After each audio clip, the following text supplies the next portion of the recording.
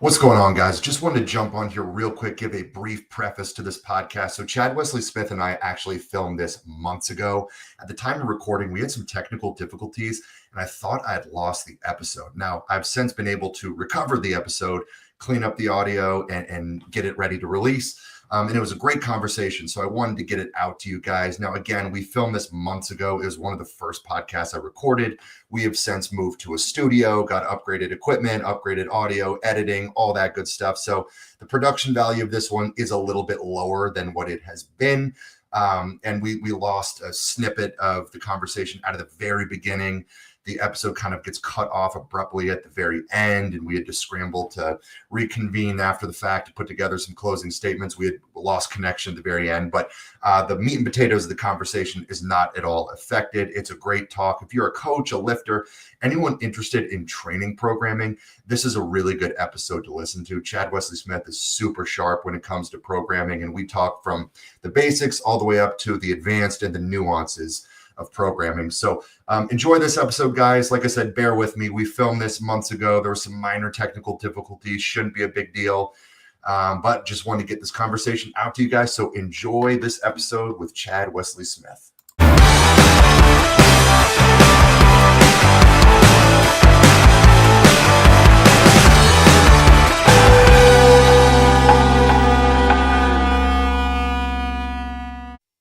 Yeah, so I'm sure most of my audience, I've got a lot of people in the strength sports space, a lot of people in the sports performance space, coaches, lifters, athletes. So I'm sure most of my audience is very well familiar with you. But just for those who aren't, or those who need a quick recap, do you mind just giving us the basic bio, kind of early beginnings, and into your lifting career and coaching career?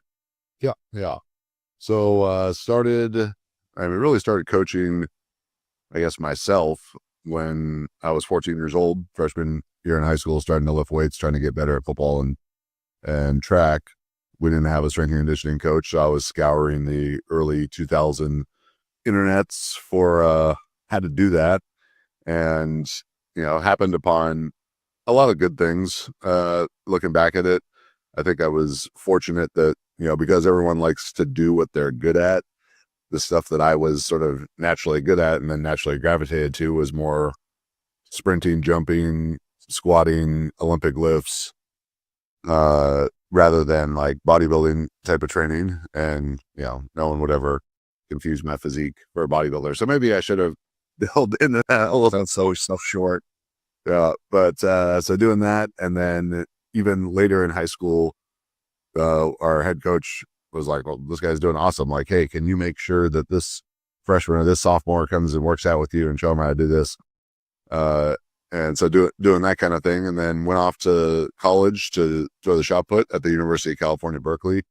Was only there for 2 years. It was a whole mess of things, but transferred some time without track, without training.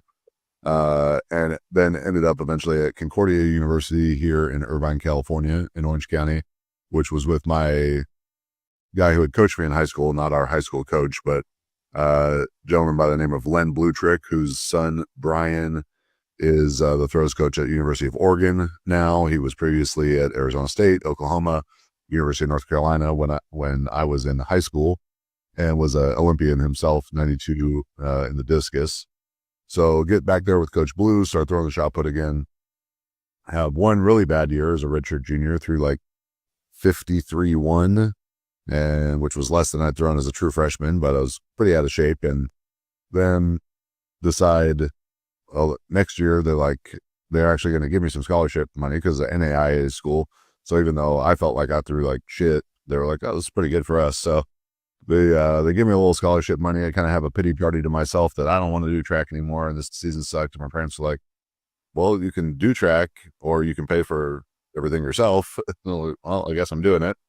So decided, well, if I'm going to do it, let's be good again. So I came back as a redshirt senior and threw 63-10, was NAI national champ, indoors and outdoors with that. I think like the third ranked American man, collegiate American man that year, regardless, D1, 2, 3, NAIA. So kind of wanted to continue doing track for a year after that. So right after I graduated college there in 2009, had contact with a physical therapist who I'd sort of talked to about my interest in opening a facility. So I passed on a job at the University of California, Berkeley, to go back and be their throws coach in a weird kind of ironic series of events, but passed on that job. And the physical therapist heard that I passed on. She's like, you want to talk about trying to do that facility? So I'd say I graduated college on May 15th, 2009. I started writing what I thought to be a business plan. I just didn't really know what that meant. June 1st, 2009, pitched her July 1st, got the investment keys to a warehouse on August 1st, opened on September 1st, 2009, and that was Juggernaut Training Systems. So his sport performance gym started with 0 clients here in Laguna Hills. I was coming off 3 years of coaching high school football and track while I was competing in track in college.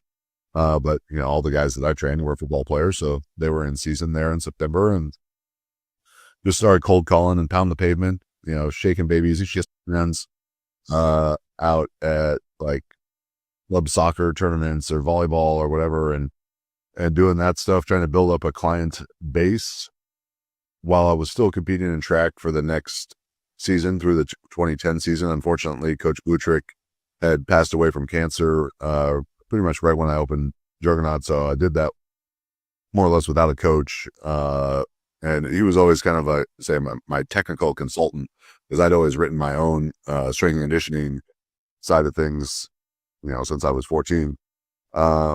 So I was trying to do that, but also working about 70 hours a week, and had a fine next track season through 20 meters, but knew I wasn't going to catch up to guys like, the Ryan Whiting and those type of people from my, generation that are throwers.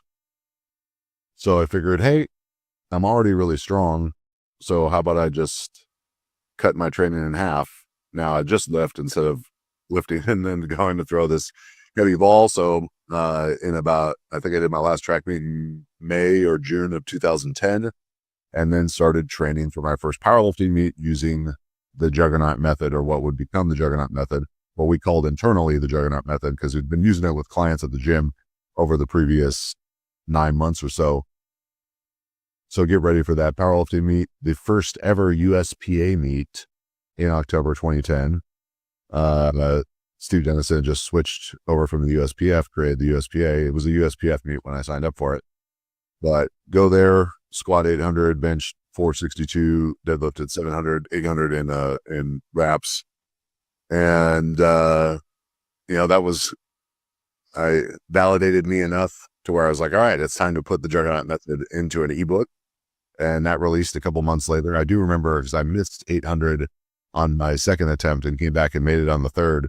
I remember sitting there thinking before the third attempt, like, well, if you don't make this, don't bother writing that fucking book, because no one's going to care. Yeah. So, I came back and took care of my marketing with a 800-pound squat and did that, and then went on in powerlifting to squat 905 in the 308s, which was then the American record in 2011, which is crazy how far powerlifting has come. Now there was only me and really 2 other guys squatting over 900, Andre Milanochev and Robert Wilkerson. So did that,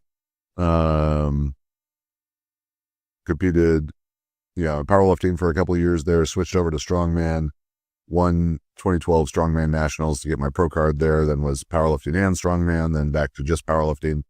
So powerlifting ended up squatting 970 in reps, total 1,055 kilos, 2325. But best lifts were 975, 567, and 815. And then all along the time, coaching that, really starting in like 2012. After I released the first Juggernaut Method book and into 2010, writing a ton of articles, 2011, 12, 13, 14, traveling to do tons of seminars. I haven't counted, but I'd say probably about 250 seminars worldwide, US, Canada, England, Ireland, Australia. mostly powerlifting seminars, sport performance stuff as well. And then just gotten the opportunity to coach a very wide variety of athletes, strongman competitors, some of the best powerlifters in the world. Melissa Inda, world champion in the IPF, guys like Brandon Allen, Andy Long, Steve Gentili, Gwayne Johnston. So I was coached 2 guys who squatted 1,000, over 1,000 raw. 10, 800-pound deadlifters, like all that kind of stuff. As well as a lot of sport performance stuff, NFL players, guys in the UFC, Olympians in track and field and bobsled and sort of all over the place. So you getting to bring a pretty wide breadth of knowledge to strength sports. And I think if I feel like I really did something well, it's being able to take what's useful from all of these different fields, sport performance, strength sports, physical therapy, bodybuilding, coaches that I interact with, and take the useful stuff and hopefully distill it down well for people to understand, to help them better reach their goals. Right. Got it. I mean, it's been an incredible career. I mean, geez, 250 seminars. So, I mean, you've been sharing your knowledge for a long time in a lot of places and in a number of different realms, a lot of different sports. So when you first got started, you write the ebook and all that. I have to imagine that was just like the infant years of online coaching or anything really online, right? So, I mean, like the fact that I had an ebook, it was like 531 and the Juggernaut method were like kind of it. And yeah, so part of the way that I built Juggernaut in like from a brand sense a lot was that so many other powerlifters were looking to me to be like, this guy knows how to write an ebook. He does, he's got a good functioning website. And we were so much more focused on raw powerlifting, where like Elite FTS and stuff were much still and very much focused on equipped powerlifting. And for a long time there, it was like this real clashing of heads. And we were the guys who said that West Side didn't work. And it was like a whole thing. I got in a lot of arguments on the internet about this type of stuff, but we were just saying, this is how we're training. This is what we feel works. If you go to raw powerlifting meets, this is what people are doing. So doing that stuff, but I was then helping guys like Brandon Lilly, refine and write like the Cube Method ebook and stuff like that. So, it was a whole, the kids these days, they don't know about how it was back in the early 2010s. No kidding. And I knew back then argument with someone on Facebook about speed work and. Yeah. Well, do you think, I mean, in a sense, do you think you're kind of one of the godfathers of what the online coaching space is today? Because I mean, obviously Juggernaut and 531, everyone knows about those. And those, like you said, they're kind of the only 2 ebooks or internet programs out there. Do you think you played a role in kind of launching the trajectory of where the internet has gone as it pertains to coaching and programming and just training information? I suppose so. I mean, that there are definitely things looking back that I felt like we were pretty early on. I'm not gonna put myself in the Godfather category. There it goes. I'll put you in that category.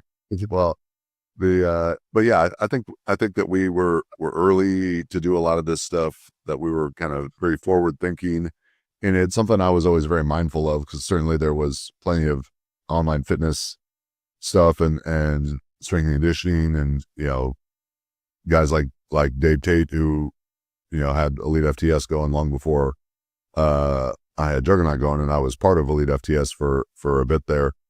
And then or guys like Joe DeFranco or Zach Ebenesh, who were really influential for me early on, both my own training and how I thought about the business of Juggernaut, what I wanted to become. And then there was a lot of, what I'd call internet coaches. So I was trying to differentiate between, I wanted to be a coach and help other coaches put their stuff on the internet, not be an internet coach. who just talks about it online, but has never really coached anyone. So Yeah, that's a major distinction that I always make with people. And I mean, I spent the last 9 years in football strength and conditioning, on the floor, whistle in hand, face to face with a room of 50 athletes. And there's an art to coaching, right? And it's a lot more than just numbers on an Excel spreadsheet and programming. You have to know how to communicate with athletes. You need to know how to take the knowledge in your brain and make it make sense to the athlete that you're trying to convey it to. You got to build trust. You got to build rapport. And these are things that a lot of the internet coaches never have any sort of experience with, right? So I think that's an absolutely crucial distinction between a coach and a guy just putting out programs on the internet, right? yeah, or just kind of talking in theory about like what works, or what what he thinks works, or what and powerlifting so simple because it's in the sense of like, well, we can talk about all what works and what doesn't work, or what training you like or don't like, all till we're blue in the face. But every Saturday you go and there's an experiment, there's a test for it, and it's called a powerlifting meet. Let's see what the guys who win and figure it out, figure it out from there. But yeah, with helping these other powerlifters and coaches and like sport performance coaches and stuff, whenever you're doing these seminars or traveling around talking to coaches, seeing guys at meets, there were so many people in the sport performance realm, particularly, who they were just coaching all day, if they're at a college or with an NFL team, but they had they had ideas and information. They just didn't feel like they had an outlet to do it. So I got to do a lot of interviews with guys like that, or get, one article here, one article there, for guys who were excited to put that information out there. They just didn't really have an avenue for it. So jtsstrength.com became an avenue for a lot of that when we were really pumping hard on the written word. My fingers don't work that well to type that much now, but yeah, and I don't think the consumer and the audience's eyes don't work to read that well. They want to hear it. So we made a shift to video, but yeah, that was something I was very grateful to be able to do, and came out the other side with a lot of good kind of friends and relationships through that process too. Yeah, I mean, pretty cool to help some of those coaches get their information out there. Unfortunately, today, everyone out there just has a platform and an opinion and an ability to speak on training and philosophy. And there's so much bullshit misinformation out there. So I feel like it's, the good coaches now are almost spending more time like debunking the new misinformation that's coming out. But hey, we can do our part here to put out some refreshing, just quality information. So, and you've always been a great voice of reason, putting out quality information. So now when you first released Juggernaut, and like you were saying, it was kind of during that clash of the West Side geared equipped lifting and the era of raw powerlifting, right? And I mean, looking back on the geared powerlifting era, like I try to explain geared lifting to someone who's not familiar with it. It sounds ridiculous. It's like, well, they squat or they bench, but they have like these really thick multi-ply canvas suits on that help them lift it. And it doesn't even make sense when you explain it. It's why was that, in your opinion, the thing? Why was it so popular? Why was there so much pushback to raw powerlifting, which seems like the much more logical approach to the sport?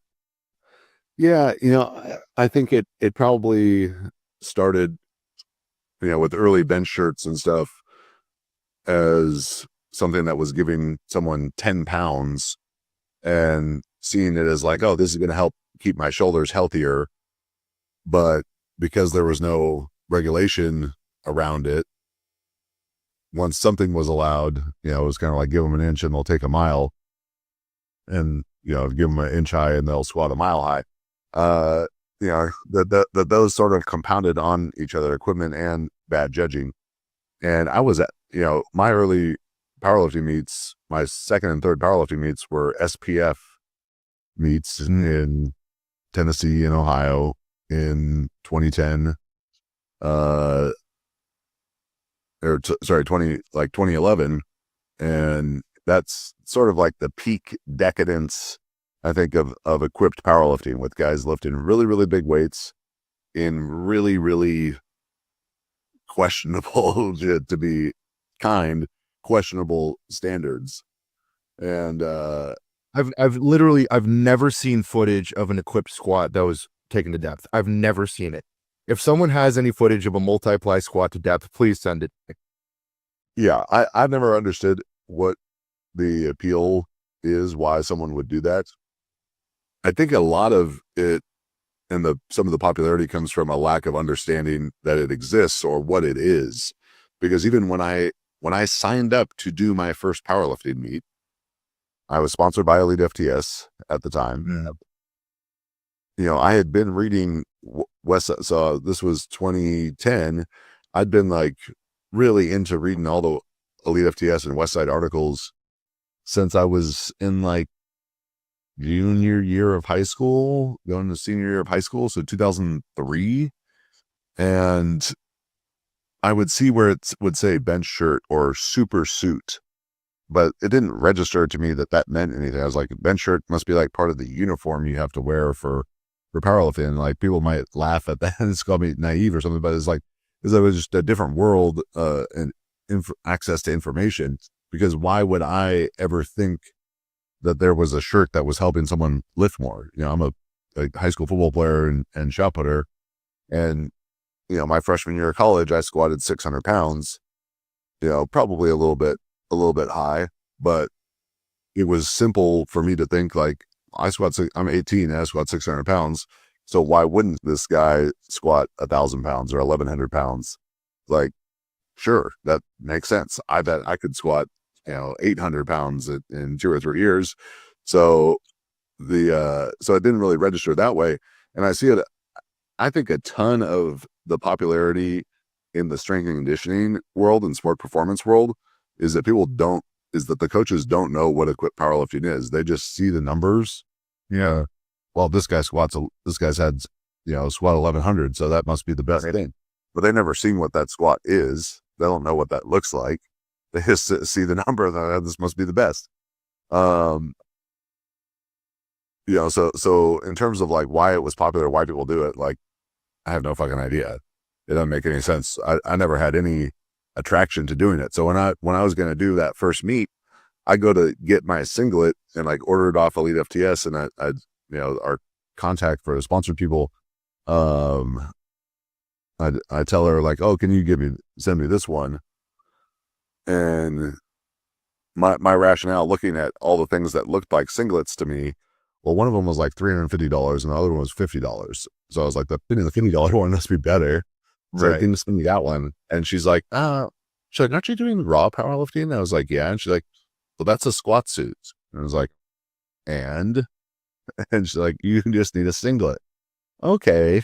And then the first time that I went out there, and I kind of told this story a little bit on the last week with Tim Riley on Coach 'em Up. And there was supposed to be a trip that I was going to take in like October of 2009, right before I did my first powerlifting meet. And I was going to go to Westside, to Elite FTS, and the Lexington Extreme. Like the three at the, icon meccas, 3 meccas powerlifting there in the Columbus, Ohio area. And the trip got canceled, so I didn't go. But this is when I was still really into Westside, and before I had switched to doing powerlifting. Because part of the reason that when I started to kind of like, maybe this isn't the best thing, was like when I was going to do my first powerlifting meet, it's like, I better see what can I squat without a box. And I was like, well, I'm way worse at this. I'm sure there's someone out there being like, well, you just didn't know how to do the box squats. And I was like, fuck off. I know how to do it. But like it's just a different thing. And those whole inches of depth at the bottom that some equipped powerlifters like had never experienced, like it's a different thing. And Brandon Lilly told me the same thing. Greg Penora told me the same thing. When they tried to make that transition, it was like 200 pounds off. So that was kind of my first thing. So if I would have gone on that trip, I might have been so far down a cult of personality rabbit hole, whatever. I may have never returned. Yeah, finally did go out there, which was like a month or two after my first meet. So pretty much a year after this. Now I'm doing raw powerlifting. I'm the only guy there. I'm one. There's 25 guys in there training this day, and great guys, all that stuff. Like, people take this shit so personally. Like, because you squat high doesn't mean that you're a bad person. Right. Might be a bad person, but they're not, mutually like connected. Like, but Your squat height does not define your character, right? yeah. Now, if you intentionally squat high because the judge is going to pass it, I actually do have a lot of concerns about that, about someone's character, but they're not necessarily tied together. Yeah, but honestly, I see so many of these all-time world records get white lighted, and they're clearly not to standard, and everyone wants to criticize the lifter. I mean, in my opinion, it's on the judges. Like in any other sport, right? In any other sport, you're not going to blame the athlete if they get the ref makes a call that goes their way. Like, the judges have to be better. Yeah, when the squats though are really egregious and they're getting the up calls from their guys, and I've been told things by notable former equip powerlifters, where their coach would say things like, go up when the suit kicks in, I'll take care of the judges, kind of thing. Stuff like that. When that your hamstrings haven't even hit parallel, like, well, you cut it on purpose. Like, anyway, so I get out there and I'm like my one raw powerlifter by myself in the power rack, and then there's like 10 guys in each mono lift, and I do my whole workout. I ended up squatting 635 for 10 that day in reps, which everyone was kind of like, what the fuck just happened? Like, you went all the way down there and then got reps in one set. So I'm done in like an hour and 20 minutes, hour and 30 minutes of my whole workout. These guys are just squatting for like 3 hours. Yeah. And 2 hours of which you just spent getting their suit on. And they did like 10 reps in those 2.5 hours. And I did 10 reps in one set.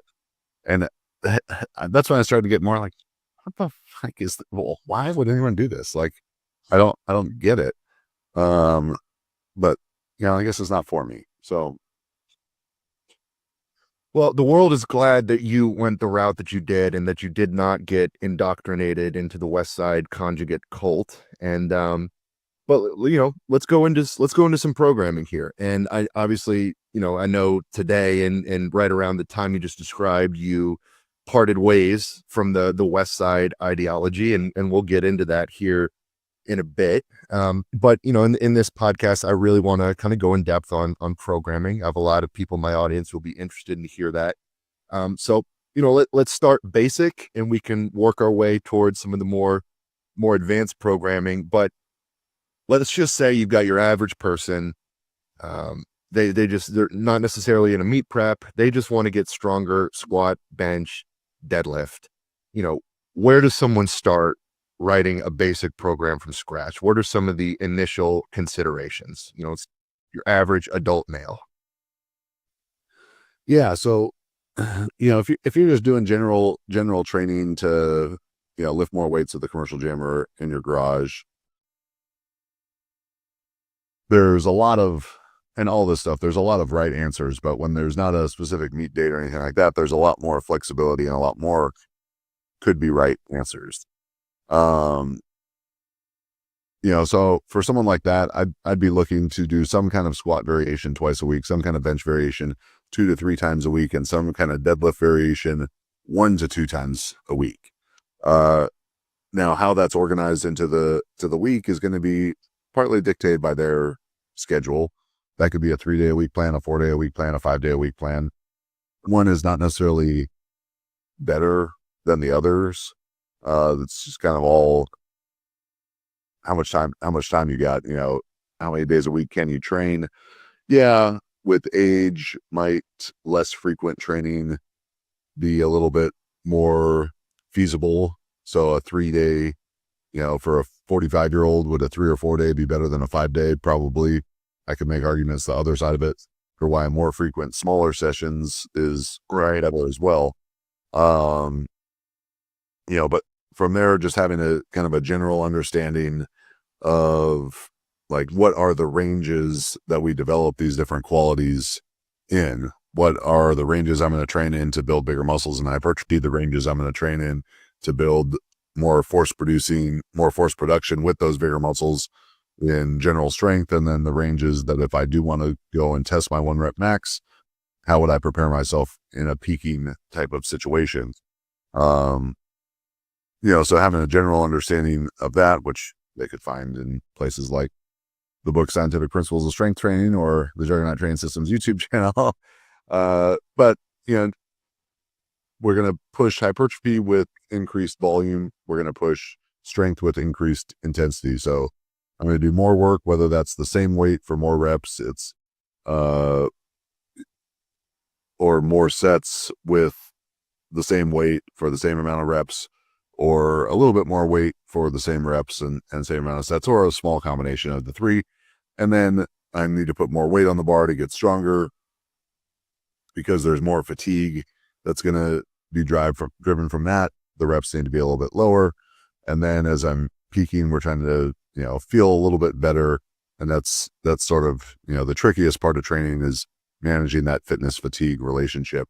But yeah, just kind of setting up a decent weekly split that gives you enough exposure to the exercises to develop the skill of squat, bench, and deadlift, with appropriate training stimulus within that. So, principle of overload, but hard enough to drive adaptations and then not so much that you can't recover. Fatigue management, that's like 90% of good training. Right. And, so talking about a relative newcomer, someone who's more of a beginner, you mentioned squatting twice a week, benching even up to 3 times a week, and then deadlifting 1 to 2 times, so you're a proponent of relatively high frequency for the beginner, just primarily from a skill practice standpoint. Would that be accurate? Yeah, skill practice. And because they're not lifting a relatively heavy weight, Sure. they're not able to generate that much stimulus and thus that much fatigue in a given session. But the skill practice side of it, I think the best way that I ever heard is like, if you've done 0 squats and let's say with just a squat, if you've done 0 barbell squats in your life and now you start doing it 1 day a week, well, I'm obviously 1 day on and now 6 days that I haven't done it. So whatever percentage that is, 83% or something of your life is still spent not squatting. But if we can go to 2 days of that, like that, it's just that more frequent practice is going to give you such quicker skill acquisition. And you could see it in another sport, like if someone's trying to learn how to play golf and they play once a week and like they still suck, even if you could be like me and play like 4 times a week and still suck. But the more frequently you do it, the quicker you're going to get it. And you see it with little kids, whether it's speaking a language, whether it's a physical skill, more frequent is going to be a lot better for technical development. Right.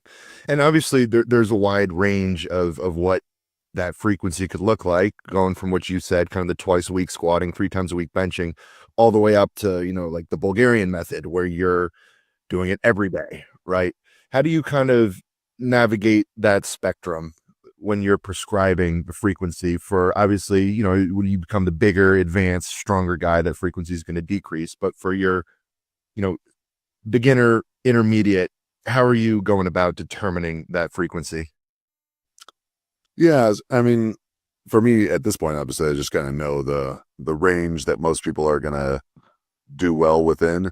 Frequency and its relationship with variation is really significant, because saying that I squat 3 times a week, let's say, there's a lot more to that statement than just, 3, backs, like barbell back squat times a week, 3 squat variations per week, 3 squat patterns per week can all be a lot different. And then the loading of of those, both absolute and relative, has to be considered as well.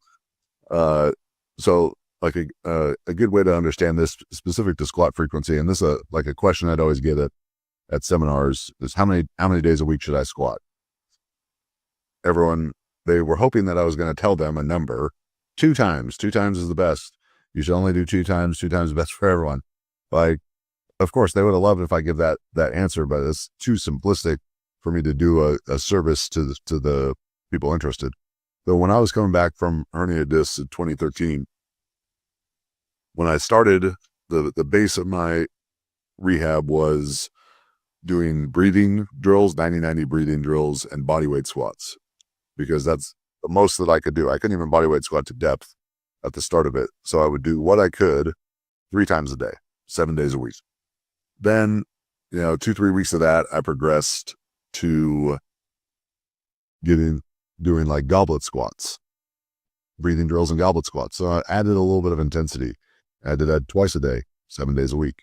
Did that for 2 or 3 weeks. When I started squatting, barbell squatting, I squatted 6 times a week, every day, alternating back or front. So Monday, Wednesday, Friday, back squat, Tuesday, Thursday, Saturday, front squat, 5 sets of 10 every day. I started that with 185 in the back squat and 135 in the front squat. At that time, I'd back squatted 905 and front squatted 675. So the intensity was so low that the only place I could get stimulus from was frequency and intensity. So I did it very frequently. I added like 20 pounds a week, 20, 30 pounds a week. And then once I got to, let's say, 315 in the back squat, I went from 6 days a week to 4 days a week. 6 days a week. When I got to like 275, I went from 6 days a week to 5 days a week. 3 days back, 2 days front. And then I progressed a little bit more. I went to 4 days a week, 2 days back, 2 days front. Get heavier and heavier, back to kind of normal weights for me. I went to 3 days a week, 2 days back, 1 day front. And in that process, which was about 5 months long, my understanding of the relationship between intensity and kind of waving the loading of the exercises and using a variation to manipulate the fatigue that was being generated kind of changed my perspective on frequency of training. Because as I came out of that, I was like, oh, this isn't that hard now, where prior to that, I was squatting like once every 7 to 9 days, because I was like, man, I'm so big, strong, these weights are so heavy, I'm not going to be able to recover. But let's say it was every 7 days. Well, how much could I actually do in that one session? How many good quality sets could I actually do in that one session? And those were big, hard workouts that Josh Bryant was helping me with. And those might have been like 10, 12 work sets of squats in that one session. But now, squatting 3 times a week, well, I could do 4 or 5 really high quality sets per session. And now I'm doing more throughout the week. So I'm getting more stimulus. I'm getting more exposure to squat movement patterns to improve my technique more. And I'm managing fatigue, because it's not, and the management of fatigue is going to change from beginner to advanced, of like how big of undulations you need between sessions. But those undulations can come from loading strategy, which is the simplest way that most people will understand it. So we're having kind of like a mono session, like every session is the same, 5x5, Monday, Wednesday, Friday, back squat. That's going to be really hard to recover from, especially if you're strong. If those are 5x5 at 550 or 60 or something, that's going to be really hard. Now, if I make that middle session front squat, still at 5x5, but now that front squat relative, instead of 550 is, 350 or 400. Well, it's going to feel hard when you're doing it, but 400 doesn't remember 550. So then we add another layer of manipulation on that. Now it's like a primary, secondary, tertiary session. So we're 5x5, 3x5, 4x5. That's like a simplistic way of it, of like a high, low, medium. And now we've added another layer of fatigue management. And then you can manipulate those exercise variations more and more with things that are kind of putting a constraint around it. So they're limiting how heavy you can go. You're still having a hard workout, but like I'm much worse at the safety squat bar than a regular bar. So if I made my Friday workout now a safety squat bar workout, well, I'm still training at the same relative intensity, percentage of my safety squat bar one at max, but the absolute intensity is lower. Or you add a pause, or you just constrain the percentages. Like if we're looking at general strength training being done in the 70 to 85% intensity range, and my heavy day, I want to be up on the top side of that 80 to 85. So on my low day, I'm going to be on the bottom side of it, 70 to 75. It's all strength. It's just, you don't have to make it the hardest session possible every single time, but looking more at the cumulative effect of the week. Yeah, when you're kind of putting the week as a whole together, are you programming it in terms of, okay, I want to get this amount of total volume in across the week, and then you go about, okay, how do I disperse that across the week? Or I want to get X number of working sets in, or working reps, or tonnage. How are you kind of determining that total weekly volume to begin with? Yeah, so looking at the volume stuff, we're talking volume landmarks. So the way we discuss it in scientific principles of strength training is going to be an MV, maintenance volume, MEV, minimum effective volume, MAV, maximum adaptive volume, and MRV, maximum recoverable volume. So when someone's very new to training, the MEV, MAV, MRV are going to be the three that get the most attention. If they've never done any training, they don't need much to improve. So you want to use that minimum effective volume and milk that for as much as you can. The other side of that is you do want to build a work capacity for it. So stuff that's really basic and out there in a million different, forms, whether that's 5-3-1 or starting strength 5x5 type of stuff. That's all going to hit kind of in that general range that works for a lot of people. And that's why those programs are so popular. It's also why those programs will be really good and for 6 months, a year, 3 years, but they're hitting a big section of the bell curve, but it's not the whole thing. So starting out with your first day being 3 sets and the secondary day being 2 sets, and then just kind of like, all right, that felt good, I'm going to add a set, or that felt good, I'm going to add some weight, or I'm going to go from 5 reps to 6 reps. All simple ways to progress that. One's not really better than the other in this general situation. And then doing that up to the point where you're like, okay, this is very hard now, or I feel like I need a little bit of a break. And then you take a little bit of a break, a deload, and you're like, all right, last time I started at 3 sets and finished at 6 sets. All right, well, now I'm going to start at 4 sets and see if I can finish at 7.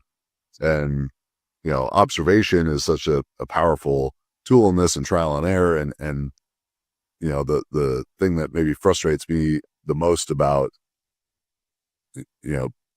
people as they ask questions or look at training now is that they're missing out on that, because there's so much information available that they can pursue that answer, what that answer should be for themselves, from someone like me or you, or books or YouTube videos or whatever, where there's so much value in just trying to figure it out. Yeah.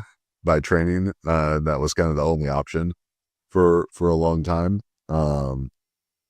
But yeah, that trial and error process and paying attention to what you're doing, and whether that's, keeping an old school training log and you're just kind of writing some notes in there about it, or just being very thoughtful about what you're doing and how you increase that workload over time.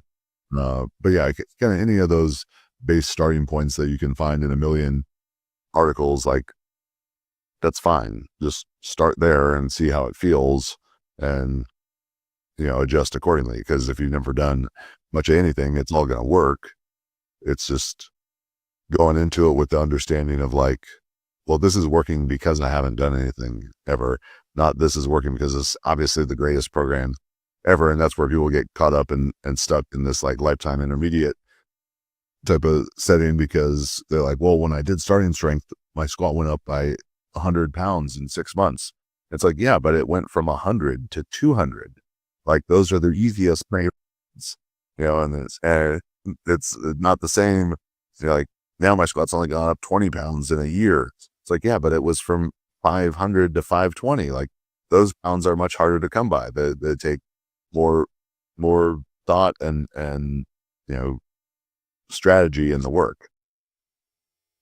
Yeah, I mean, there's a tremendous amount of value in just kind of experimenting with yourself, huh? And just learning your own body and what you as an individual respond to. Like I've, attacked every type of program you can think of within my own training. And I've gathered a lot of just data and information on myself through the trial and error of doing that.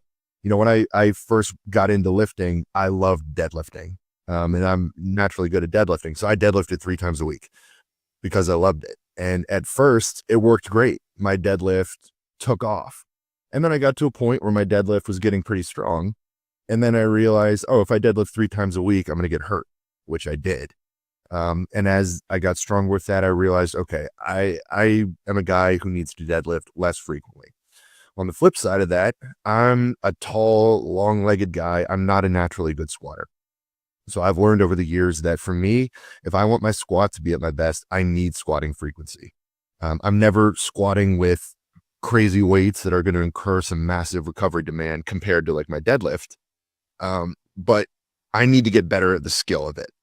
So higher frequency squatting, I've learned for me is how I respond the best. And then bench press kind of falls somewhere in the middle. But I mean, it took years of just experimenting to figure some of those things out. And it's not static. It's changed as my strength, as I've gotten stronger, as I've gotten bigger, right? And I've learned now that I'm more advanced and carry a lot more muscle mass in my upper body. I tend to tweak my pec or my shoulder a lot more if I try to bench frequently. So I've had to decrease my bench frequency or utilize more variations, overhead, incline, things like that. So yeah, just self-experimentation, trial and error, that's a huge part of it, as opposed to just chasing that ideal textbook answer that you want to work that you find on the internet or listening to a seminar, right? Yeah. And what worked for so many other people, and yeah, not saying this for you, but for just kind of the regular person listening, like what works for me or what works for John is not, probably what's going to work for like regular guy necessarily, or what we're doing now. You got to think about what we did to get there, and then have the understanding that like the human body is capable of a lot. The first program that Josh Bryant wrote for me, I looked at the first day, was a deadlift day. It was up to a heavy set of 3, 6 sets of 4 back down sets with 1 minute rest between each set, 2 sets of 6 deficit deadlifts, like 6 singles against bands, GHRs, barbell shrugs, bent over rows, and weighted sit-ups. I look at this. That one set goes all. This is one session, yeah. First day. And the accessories were like, 3 by 15 GHRs, 5 by 10 barbell shrugs, 5 by 10 barbell bent over rows.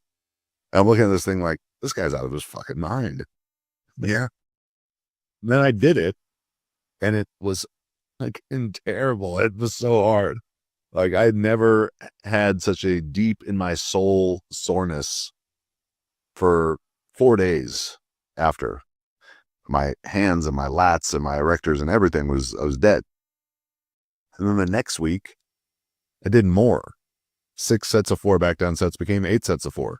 The week after that, it became 10 sets of 4 on 1 minute rest between the sets. And it was like 495 for 10 by 4 with 1 minute rest.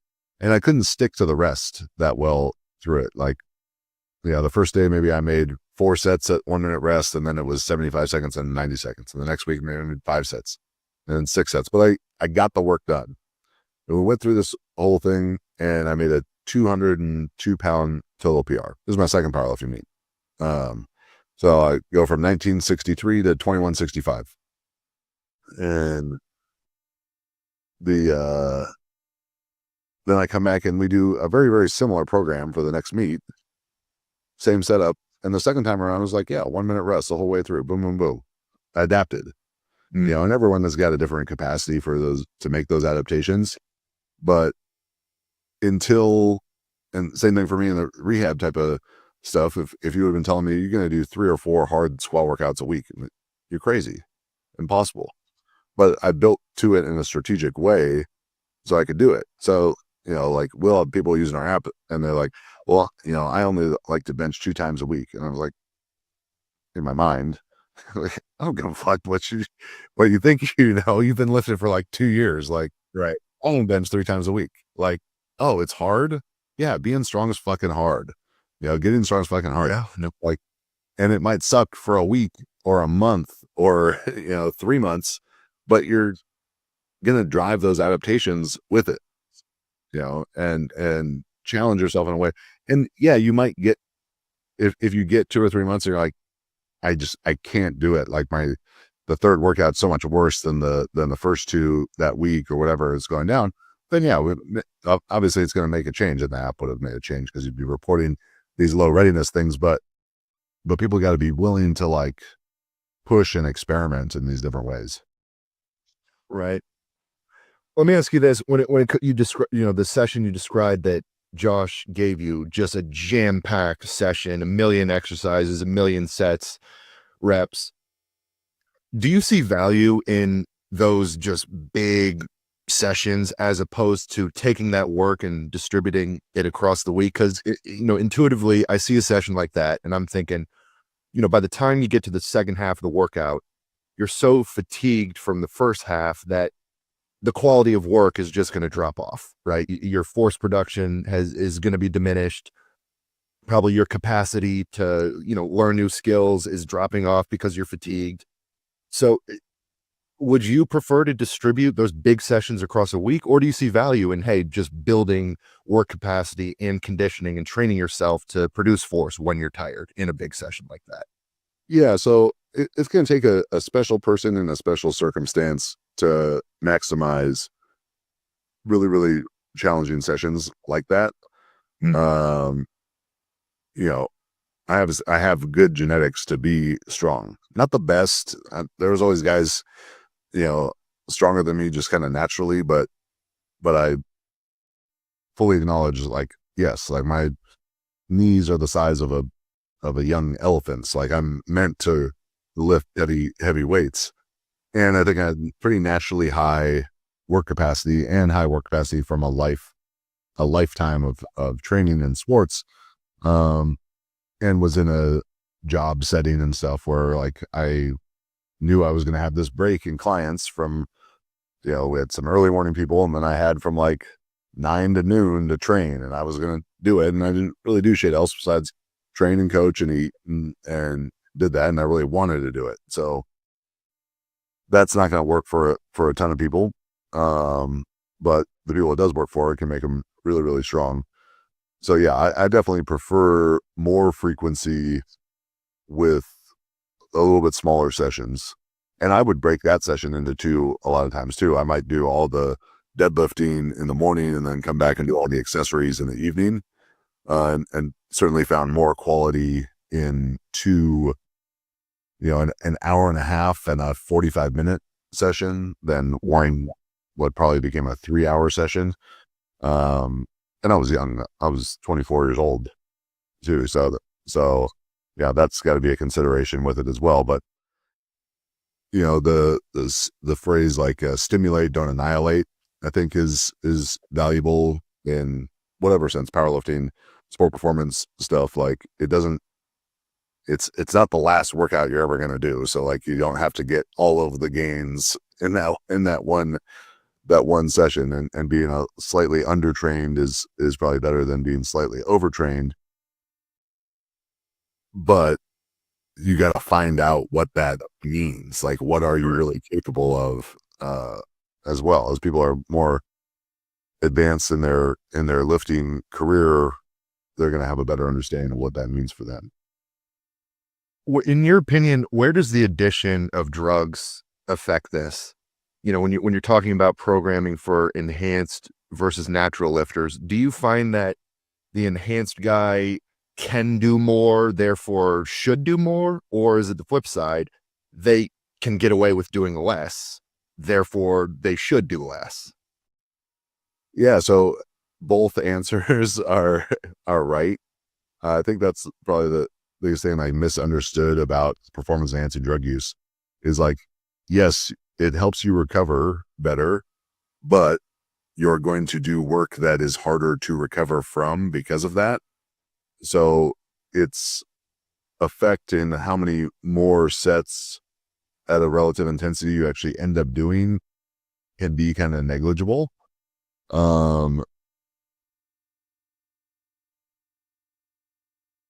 In the way it affects your, it for using volume landmarks, MEV and MRB, it lowers your MEV. So you don't need to do as much to get stronger. And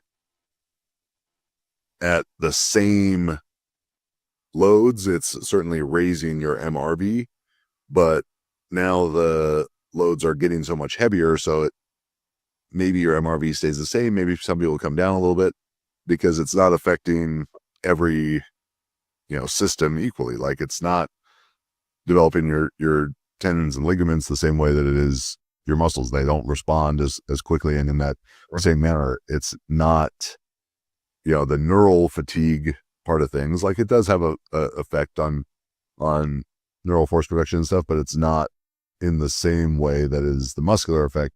So, it's not like there's just fatigue and recovery. It's technical fatigue, neural fatigue, joint and tendon integrity, and muscular fatigue. And they're all working in a little bit different, curves. And this is principle of SRA, stimulus, recovery, adaptation. All those curves are a little bit different length, and it's trying to find kind of the average of those for the trend of okay, now I can train again, or this system is refined this way, that system is refined in that way. Where's the sweet spot in between them? So, with all that said, it's like the training doesn't end up looking that much different. It doesn't end up looking that much different than people on the internet who think that you just like look at a bottle of testosterone and you become the strongest man in the world. I think wish that it looked that it's like I'd talk about this at seminars. So Marissa would come in with me at all these seminars, and peak powerlifting, I'm 6 foot 365 pounds. Marissa's 5 foot 114 pounds. And for her and I to stand there next to each other in front of the seminar, I mean, first people are probably thinking like, how does this even, those jigsaw puzzles fit? But I digress. Because it looks like two different species, So to tell them like like how similar her and my training was as a 365 pound enhanced male and the 5 foot 115 pound natural female, you'd think that the training would change by type.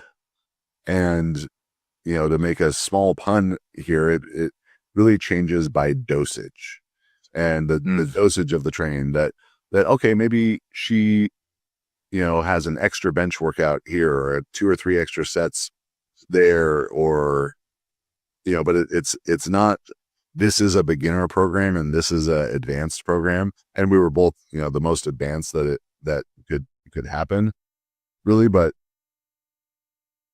so much of what I try and help people understand now about training is there's not beginner training or a beginner program, intermediate program, advanced program. There's these principles of training, and how they get applied to beginner, intermediate, advanced is what changes. But everyone needs specificity. Everyone needs overload. Everyone needs fatigue management to observe the principle of SRA, variation, phase potentiation. And then it's that last part, individual differences, that changes how it's applied. But that change is by dose, not by like, oh, starting strength is for beginners, and you know, Juggernaut AI is for advanced. Like, no, it's training. Training is training. Like it's the changes are much more subtle than that in good programming. And that's what, talk about the difference between programming and programs. Like Right. they're set. I wrote programs like that. I created part of this problem of how people think about training that way, because that's simple to understand. Sets and reps on a piece of paper, they don't change, but our bodies change as we go through our career, as we go through higher or lower stress periods of our life.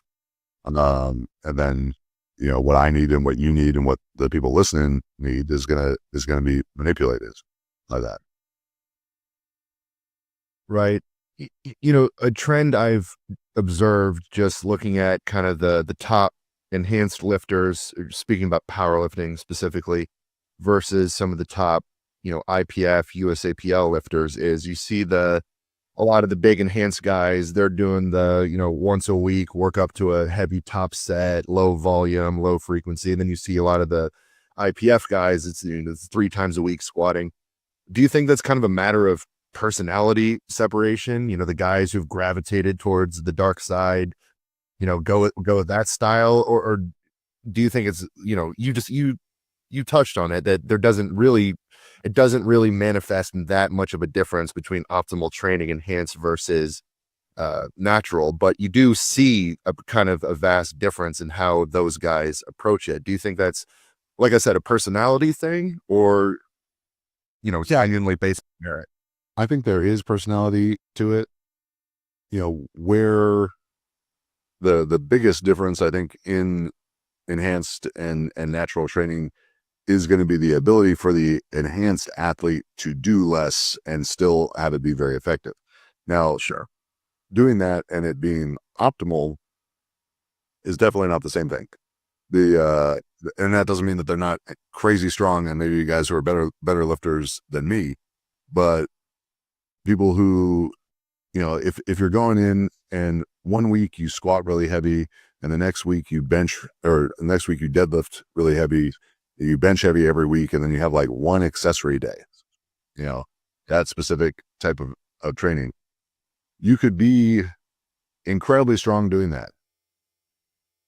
For it to work, that heavy day in the squat or deadlift is going to need to be like 900 plus pounds to generate so much stimulus that it might be possible to think, I'm going to need the entire week to recover from this.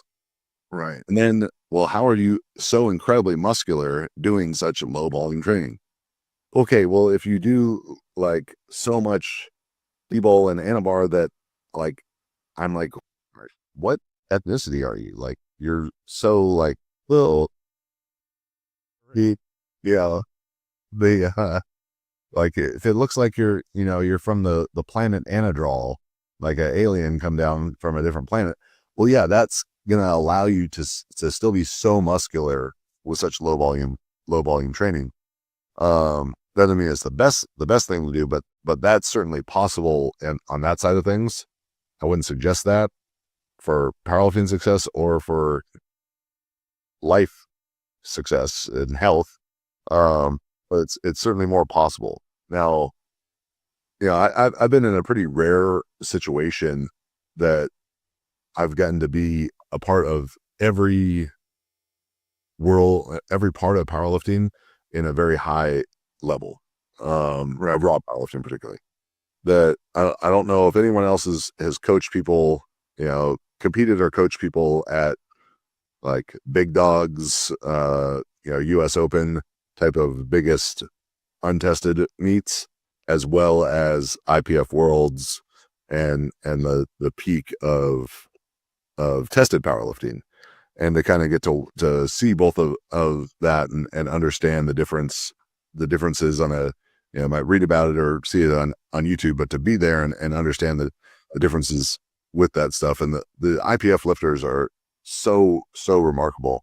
And I'm sure that there are people who think, oh, they just beat the drug tests and, it's all politics or whatever. And are there people beating the drug tests? Sure. I'd be really surprised if it's any of the American lifters. I don't understand what the impulse would be. Like, if you want to do drugs, like, just go and do untested powerlifting. Like, it's right there. It's way simpler. Even IPF is such a pain in the ass. You're doing your Adams thing to, do your whereabouts. The judging's way stricter. The meets are like super boring, and the lifting's awesome, but like the meets are really boring. Marissa won the world championship in Belarus in 2017 at about 9:30 a.m. on a fucking Wednesday or something in front of like 75 people. I don't know. Like, it's not this like hyped up thing, but the lifting is an incredibly high level. So like, there's not much to gain from it. Like, is it a more prestigious title? Sure, maybe. That's, I guess, perception. But seeing, how those folks train, and then the other side, is always just kind of an interesting.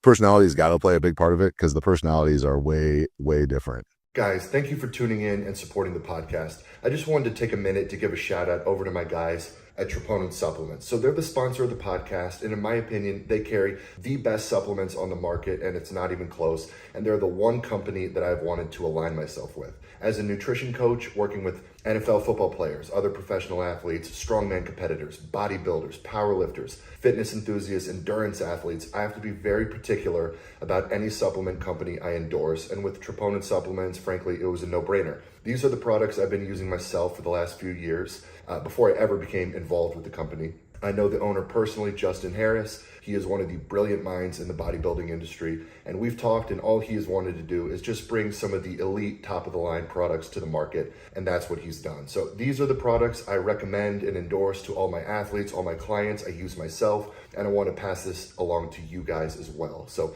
I'm going to highlight a couple products here. First and foremost, we've got the ATP. This is a high dose of caffeine paired with a very powerful nootropic. I take this before work. I take this before I podcast. This is going to give you a great boost in mood, in focus, memory enhancement. You're just going to feel like you took the Limitless pill when you use ATP. It's an effervescent tablet. You drop it in your water, it dissolves, tastes great. The next product, Field Rations. This is the premier intra-workout supplement on the market right now. It's a one-stop shop for all your intra-workout needs. It's based in highly branched cyclic dextrin, contains essential amino acids, electrolytes, tastes amazing. I use this within every training session. Then we've got the Suppressor Max. This is awesome for controlling your blood sugar. It's got a high dose of berberine, but then has complementary ingredients that are going to keep the berberine bioavailable and stay in your system longer. This is the best blood sugar product on the market. If you're bulking, if you're eating a ton of food, if you're using a cheat meal, this is a great product for you. And then finally, I love this one. I've always had sleep issues. Hit the Rack. This is one of the best sleep products I've ever tried. I use it about 30 minutes before bed most nights, and this has been the one supplement that has actually helped me fall asleep and stay asleep. And then, of course, we got the Troponin T logo bodybuilding jersey and the hat. We've got great apparel on the site. So guys, check out Troponin Supplements. You can find the link in the show notes, in the bio, or you can simply just Google Troponin Supplements. Use code HECK, capital HECK, at checkout for a discount. Check them out, guys. These are some of the best products on the market. Right. Yeah. Well, I don't want to hang on the drug topic too long. I do just have one more question.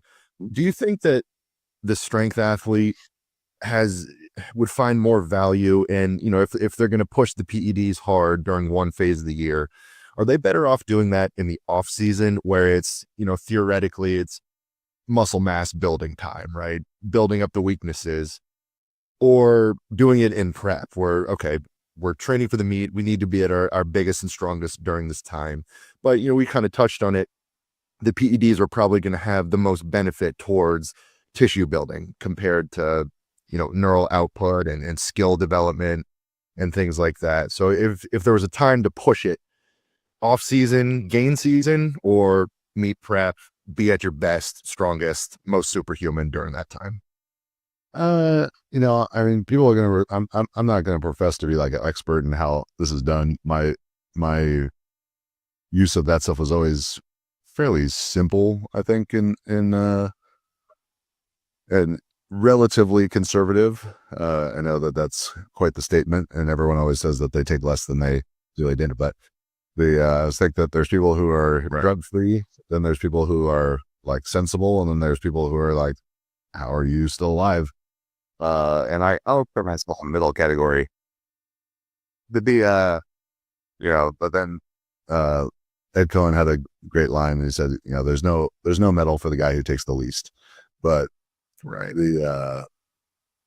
so how someone responds individually and how they feel, and there's going to be different compounds going to affect you in different ways, both side effect wise and the effects on your training.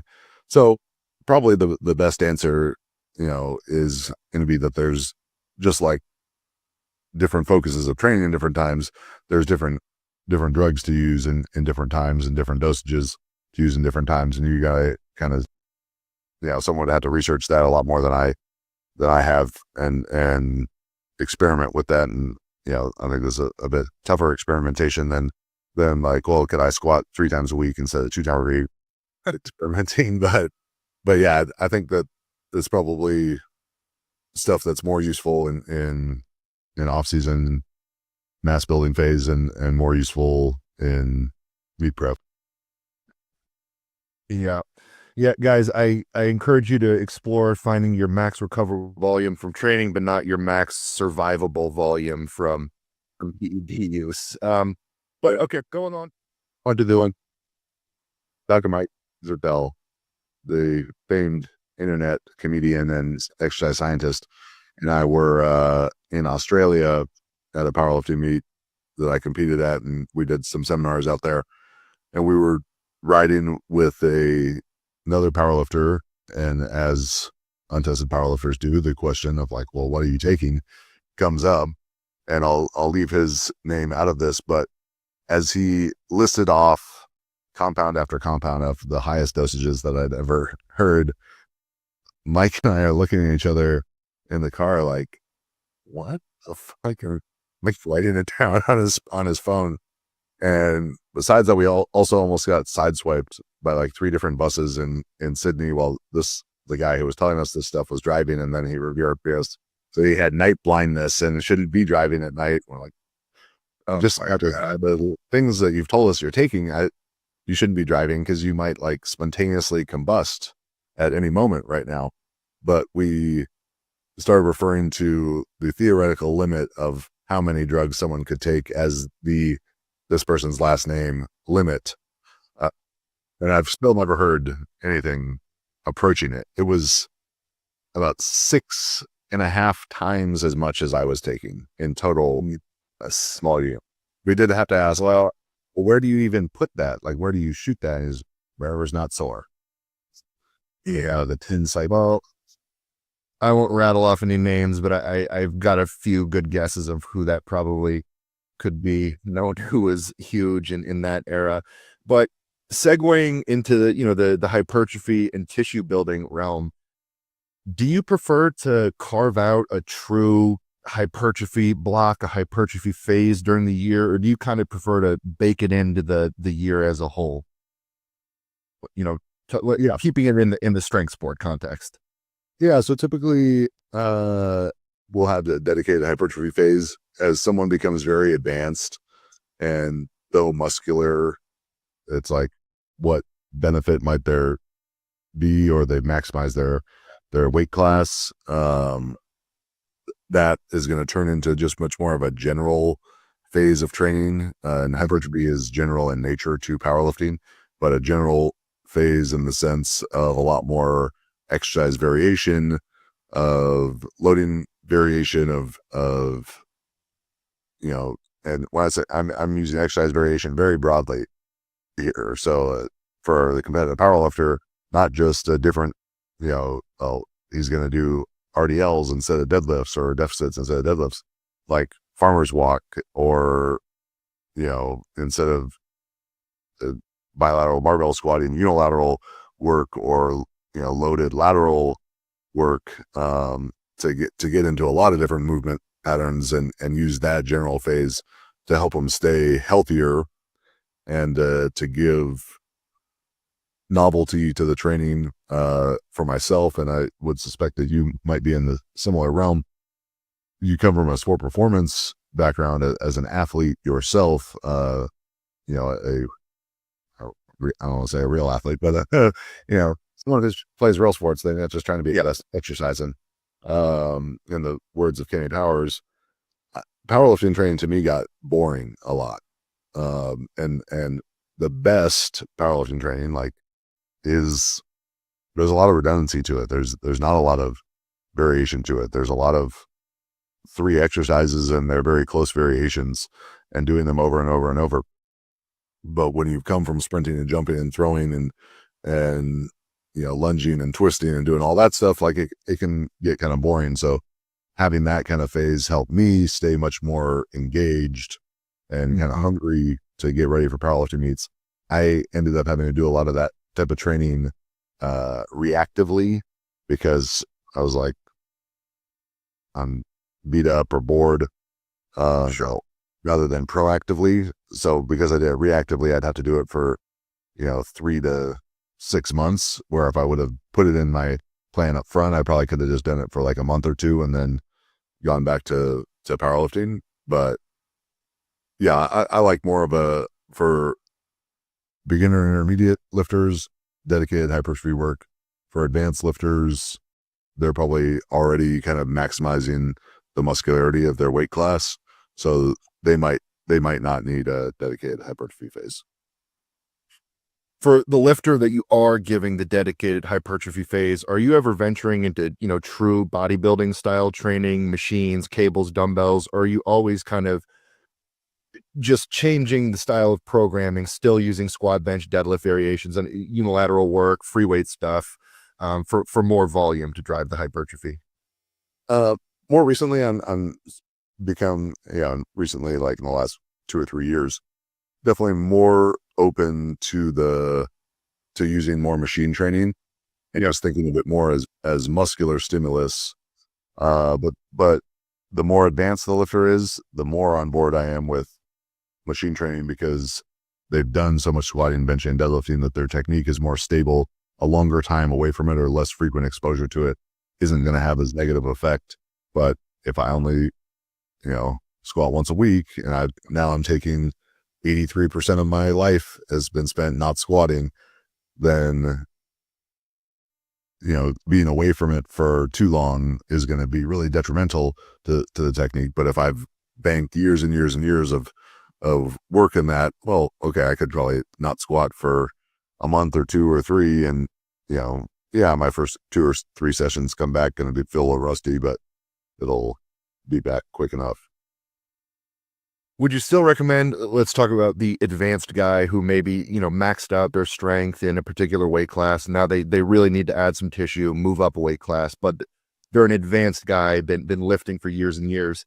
Would you still recommend within the hypertrophy phase that they do incorporate some practice squat, bench, deadlift work, or could they truly just get away from the competition lifts entirely during that phase?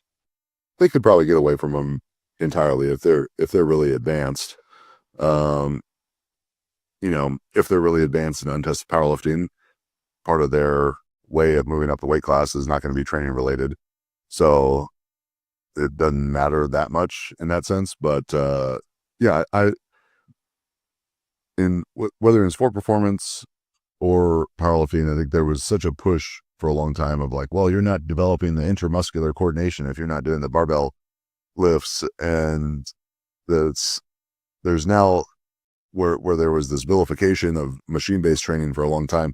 Now I think it's become much more accepted, so whether it's for training football players and like, okay, if you're in the NFL, like, you're coordinated. I know that you're coordinated. I don't need to see you do a barbell squat to do it. I'm much more concerned with you having strong legs. So if we do that with a leg press, a hack squat, a belt squat, a pendulum squat, whatever, go for it. Same kind of thing for powerlifting. Like, is technical prowess important? Sure. But it ain't that complicated. Like, bend your knees and stand up. Like, if you're, you're bending your knees and standing up in a leg press and a hack squat, whatever, like, it's not that far away that you're going to be like, oh my, how do I do this? The bar goes where? Like, right. Yeah, exactly.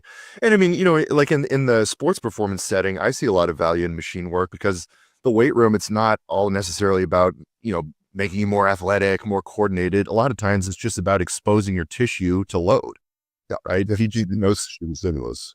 Yeah, exactly. So whether you're using it, as a true training tool, as a return to play tool, and then you consider the fact that there's just such a low learning curve with machine work. You take a football player who's not a particularly advanced lifter, technique wise, and you put them in a machine. Well, they can get right to training. Yeah, and it's less it's less fatiguing in all the other ways. So you reserve their kind of capacity. You don't fill their cup up as much with general things, because the squat's general to them just as well as a leg press, whatever. So give them this one that's kind of easier or less fatiguing, but it gave their muscles just as much stimulus, is going to be a better route for them. Right. Well, kind of the flip side of that spectrum. Okay, we talked about using machine work for athletes. Do you incorporate any, athletic type training with lifters? For let's use plyometrics, for example. Would you be a proponent of utilizing plyos with lifters?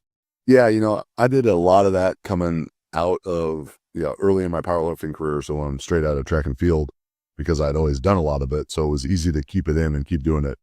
When I hurt my back first in 2013, I didn't take the time I would have needed to build that back in. Like, I chose to not build it back in because I'm like, I don't want to, build up to doing 10 sets of 5 at 24-inch box jump just so I can be in shape to do that again after not doing it for 6 months while I rehab this back injury. I wish I would have in hindsight. I think that the general coordination that it brings, the more athletic you are, the easier you can make technical adjustments to your lifts. It's fun. Is a depth jump going to be what helps a 900-pound squatter squat 910 pounds? Probably not. It's not going to be specific enough for that. But in general phases of training, definitely going to have benefit. And I was doing depth jumps up to the meet where I squatted 900 pounds for the first time. I'm not going to say that that's the reason for it, but there's a very, very powerful neurological force production stimulus that's coming from that it would be hard to elicit with just a bar. Right. And for the lifter, would you see the main value of the plyometric being the concentric, right? The concentric force production, or, the landing, right? Training your tissue to absorb and decelerate forces at high speed. You're going to get benefit in both. The force going into your body in the landing, especially if you're like a 300-pound powerlifter, is going to be so high, so many multiple times of your body weight and multiples of what you can put on a barbell. Both of them are going to have great effect. But well, building off that, what are your thoughts on dynamic effort work? Your classic West Side barbell dynamic effort training. I see a lot of polarization from this topic. Some people swear by dynamic effort, speed work for lifters. Some of them, completely avoid it. Yeah. So the benefit, even for West Side guys in doing that, whether they know it or not, was that it was a reduction in intensity. That when you're squatting in a suit and it's 1,000 pounds, well, you're not going to do that twice a week because the neurological fatigue is too high. So that reduction in intensity was the benefit. It was just a light day. The trying to move it as fast as they can, the intent is important, but it actually moving fast isn't very important. Now, because it was light, it moved fast. You can achieve the same thing with just a reduction in intensity and always trying to move every weight you can as fast as you can. We do technical sessions, which people will, who want to try and think that they got me into being like, oh, you actually like West Side, but you said that you didn't.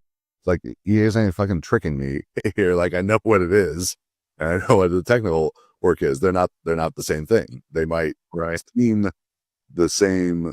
It might be similar, sets and reps or weights, but if they're saying the goal is this and I'm saying the goal is this, we're not doing it for the same purpose. but that light work is going to have benefit because it's more technical practice as you get stronger and stronger. That can't be like a full proper session because you just won't be able to recover, but more frequent exposures to the techniques going to allow you to have better techniques. Okay, so you're saying just the value of the dynamic effort day. It's not really about the speed per se. It's almost active recovery. It's additional skill practice. It's a less recovery demanding exposure to the lift. So I take it you're not really bought into the, putting the Tendo unit on and, every rep has got to be above 0.9 meters per second average velocity type of training. For powerlifters, no. For strength sports, for powerlifters. The using the velocity stuff, it has its merits certainly, but it's just as another metric to understand fatigue, performance, and readiness. Right. You can try as hard as you can on every lift, and you can know in your mind, I tried as hard as I can. If you can see the number of what trying as hard as you can means, that's going to, be another thing you can manipulate or track in your training that is going to be beneficial to know, okay, today 405 moved this fast and this time it moved that fast. What around that caused that difference? Because it was supposed to be like the same session. So why do I feel better for this one or worse for that one? Or where is my progress in that? Yeah. I've always seen value in using the bar accelerometer or the quantifying the speed as just competing with myself. Yeah. Just every rep, I'm getting that vision. Yeah. I'm getting that visual feedback. I'm trying to beat my speed every rep. I end up putting more force into every rep across the session. It wasn't necessarily about any physiological adaptation to some specific speed parameter, right? It was just about driving the maximal intent every rep, every session. So what would some of your, obviously that's one of the sacred pillars of Westside training was the physiological benefit of the speed training, Louis Simmons, force equals mass times acceleration, all that. What are some of your other main qualms with Westside conjugate training for powerlifters? For that, I'm just going to refer people to a very in-depth video that Dr. Mike and I made called like Critique of Westside. Fair enough. And yeah, they can watch that and argue in the comments with themselves about it. Fair enough. Yeah, a lot of these topics you've spent hours, if not months of your life just harping on. Doing hours of my life. Well, you heard him there, guys. Go check out that video and like you said, argue in the comments. But okay, I won't take up too much more of your time, but I would like to just get into some actual meet prep and off-season considerations. So, let's go into working with the advanced competitor. And you've picked out a meet that they're going to compete in. What are some of your considerations for the meet prep? How are you establishing the length of the prep? Let's talk about the advanced super heavyweight enhanced male lifter here. Yeah, so more advanced lifter, they're going to do better with shorter preps because their prep's so demanding. So, they can like true dedicated meet prep, maybe as short as 10 weeks, maybe even 8 weeks, depending on what they do and what their off season looks like. But yeah, because their weights are going to be so demanding and so stressful, they can get away with a pretty short preparation. The kind of tricky part with that is because the weights are so heavy, they might need a long enough time to build up to them. So, what someone calls, it's like, well, if you compete, you're always getting ready for a meet, whether you're saying, this is my meet training or not, you're always getting ready for the meet, but they just got to be fit enough in their off season or whatever they want to call it to start that up correctly. Right. Yeah. And when you're mapping out the prep as a whole, are you thinking in terms of, okay, I need to get X many squat exposures, I need to get X many deadlift and bench exposures, and Here's how I'm going to distribute it within this 8 to 10 week timeline. Yeah, it's going to be a little bit, different number for everybody, but you kind of looking at, for an advanced lifter, they're going to have a much better understanding of like, how long do I need between these sessions? How comfortable do I feel, jumping up weights between sessions? There's going to be some guys, it's like, all right, my first heavy squat, I can do 900. My next one, my next session, I can do 950. And then the one after that, I can do 1,000. And other people that might be, 20 or 25 pound jumps. Some of that's probably personality, and personal preference, but, so the advanced lifter is going to have an understanding of that. So you can kind of just work backwards from there. Would it be fair to say you'd want to get as many exposures to the lifts as they can, that, maximal recoverable volume within a prep, kind of just maxing that out? Well, I think that's kind of loaded in the sense of like as many as they can to be recovered enough for the meet, is like a big caveat like a big parenthetical reference at the end of that statement, because as Ed Cohen talked about, like, you only got so many big lifts in you, so don't leave them in the gym. Yeah. I was getting these huge carryovers from training to competition. My best squat in training was 915 before I squatted 970 in the meet, and 970 was faster than 915. Through my career was 765 in the gym, 800 in the meet, 825 in the gym, or 815 in the gym, 865 in the meet, 825 in the gym, 905 in the meet, 835 in the gym, 937 in the meet, like those really big carryovers. So for me, I don't think if I would have gotten heavier or more heavy work, I was going to get a bigger carryover. Got it. Yeah, you always were well known for hitting your best numbers on the platform relative to training, and same with your lifters. All right, guys. So unfortunately, that is where we got cut off here, and we were unable to continue the conversation. Now, granted, we were kind of already at the end of things, but I do apologize for that being a little bit prematurely cut off there. I hope you still were able to get something out of this episode. It's always irritating to me when I have to put out content that's a little bit lower quality than what I want from a production value standpoint. But like I said, I just wanted to get this information and content out to you guys. So if you want to see more from Chad Wesley Smith, go check him out on Instagram or on YouTube. He puts out a ton of content. He has been for years and years. And then, guys, stay tuned for more episodes of the Hammer and Chisel Performance Podcast, dropping every Tuesday. I have several awesome guests that we've already recorded. I'm excited to release to you guys. I've got a few guests scheduled that I'm really excited about interviewing. If you want to see more of me, I encourage you to subscribe to the channel, help grow this thing. I'm putting out more and more content. Check me out on Instagram, and then you can go to my website, hammerchiselperformance.com, for my coaching services, where I do nutrition coaching for training. I've got training programs available. You can join my training community through the Train Heroic coaching app, Team Hammer and Chisel. It's $28 a month. I've got an ebook on there as well. So anyway, guys, I really appreciate the support that you're giving to the podcast, to the YouTube channel, to social media. You're making my job fun. So we'll catch you guys on the next episode.